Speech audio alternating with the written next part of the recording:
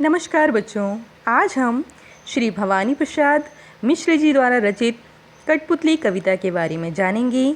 कविता प्रारंभ करने से पहले कवि का जीवन परिचय जान लेते हैं। गीत फरोश के नाम से प्रसिद्ध भवानी प्रसाद मिश्र जी का जन्म 19 मार्च 1913 को गांव टिगरिया, होशंगाबाद, मध्य प्रदेश में हुआ था। इनकी प्रारंभिक शिक्षा होशंगाबाद, सुहागपुर, नरसिंहपुर और जबलपुर में हुई थी। इन्होंने बीए तक शिक्षा प्राप्त की। यह दूसरे तार सप्तक की प्रसिद्ध कवि के रूप में भी प्रसिद्ध हुए। ये गांधीवादी विचारक थे। गांधीवादी की स्वच्छता, पावनता और नैतिकता का प्रभाव तथा उसकी झलक इनकी कविताओं में स्पष्ट दिखाई देती है। इनका प्रथम संग्रह गीत फरोश अपनी नई कविता शैली, नई उद्भावनाएं और नए पाठ प्रवाह के कारण अत्यधिक लोकप्रिय हुआ। प्यार से लोग इन्हें भवानी भाई कहकर संबोधित करते थे। इनकी प्रमुख रचनाएं हैं गीत फरोश, चकित है दुख, खुशबू के शिलालेख, त्रिकाल संध्या, अंधेरी कविताएं, कालजयी। ये सभी कविता संग्रह हैं। मिश्र जी ने जिन्होंने मुझे रचा, संस्मरण तथा कुछ नीति कुछ राजनीति की भी रचना की।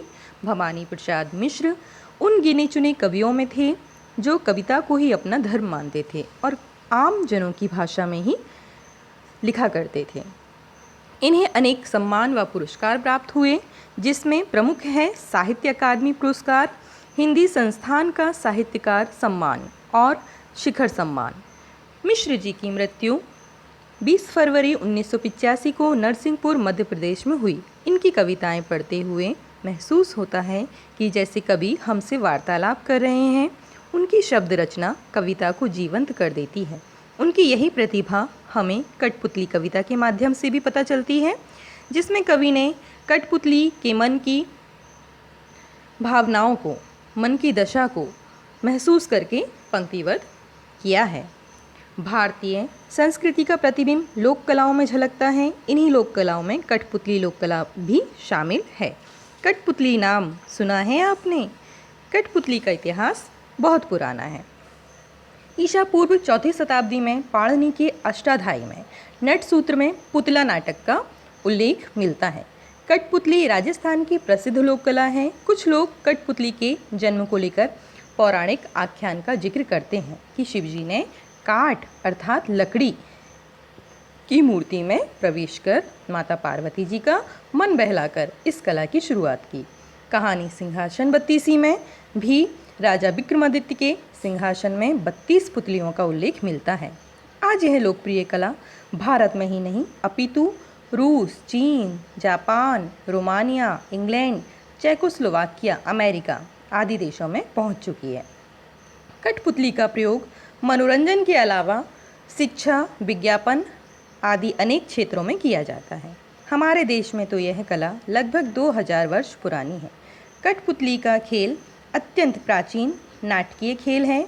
जीवन के अनेक प्रसंगों को कठपुतली नाटक खेल के माध्यम से अभिव्यक्त किया जाता है।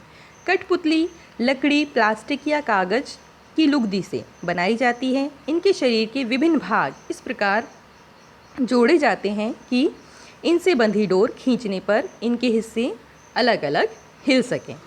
तो अब हम हमारी आज की कविता का प्रारंभ करते हैं। आप ध्यान से सुने तथा कविता का सास्वर वाचन भी करें। कठपुतली गुस्से से उबली, बोली ये धागे क्यों हैं मेरे पीछे आगे, इन्हें तोड़ दो, मुझे मेरे पाँव पर छोड़ दो। सुनकर बोली और कठपुतलियाँ कि हाँ, बहुत दिन हुए हमें अपने मन के छंद छुए। मगर पहली कठपुतली सोचने लगी, ये कैसी इच्छा मेरे मन में जगी, ये कैसी इच्छा मेरे मन में जगी। एक बार फिर।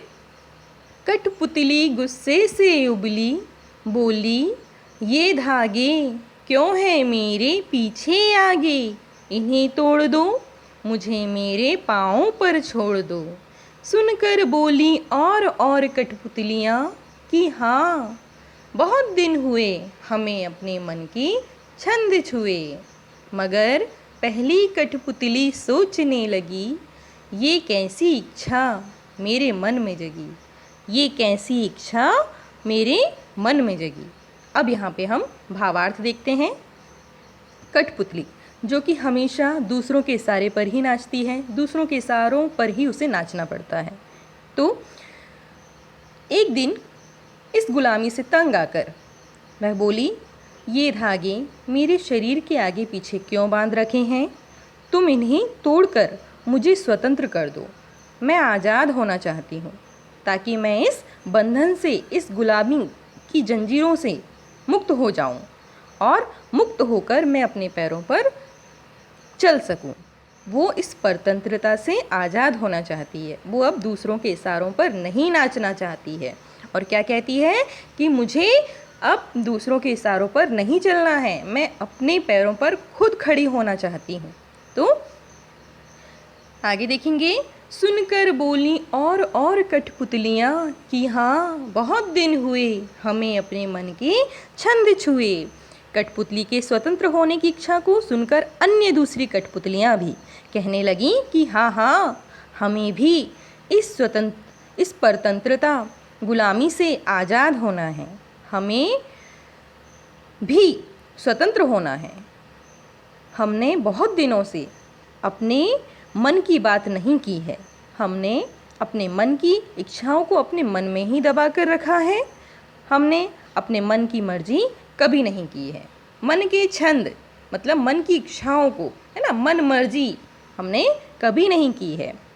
तो पहली कठपुतली सोचने लगी, ये कैसी इच्छा मेरे मन में जगी। मगर अन्य कठपुतलियों की स्वतंत्र होने की इच्छा को जानकर जो पहली कठपुतली है वह सोचने लगी कि मेरी इस इच्छा का क्या परिणाम होगा, क्या वह सब अपने पैरों पर खड़ी हो पाएंगी, क्या अन्य कठपुतलियाँ अपनी आज़ादी का सही उपयोग कर पाएंगी, क्या उसका स्वतंत्र होने का निर्णय सही है, क्या वह सही कर रही है।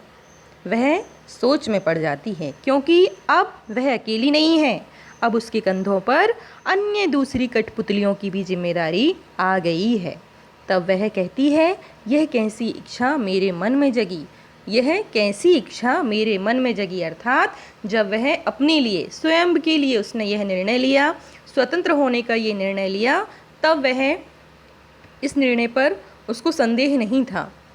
लेकिन जब उसको लगा कि और कठपुतलियाँ भी उसके इस निर्णय में शामिल हो रही हैं, भागीदार बन रही हैं, तो अब उसको ये चिंता सताने लगी है, क्या मेरे इस निर्णय से किसी का अहित तो नहीं होगा, सबका हित होगा ना।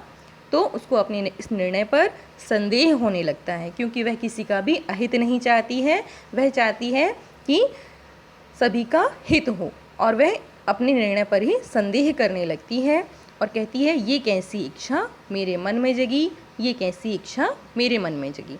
तो ये हमने देखा कठपुतली कविता का भावार्थ, समझा इसको। और हम अब हमारी अगली क्लास में लिखित शैली के माध्यम से इसके संदर्भ, प्रसंग, अर्थ, शब्दार्थ, इन सब को हम लिखित शैली के माध्यम से देखेंगे। तब तक आप इसको समझें, इसका सस्वर वाचन करें, कवि का जीवन परिचय याद करें और इसको अपनी कॉपी में भी लिखें। Thank you.